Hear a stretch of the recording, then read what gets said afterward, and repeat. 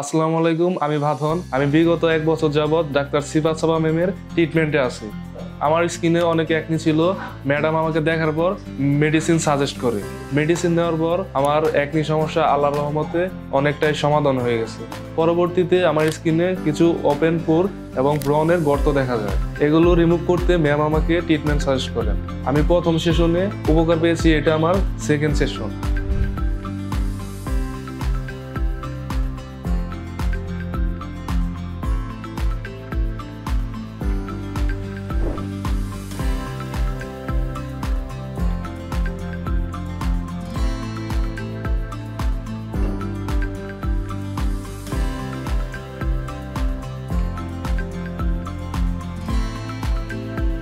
আপনারা যদি ব্রণ অথবা স্কিনের কোনো সমস্যায় ভুগেন তাহলে ম্যামের সাথে যোগাযোগ করতে পারেন।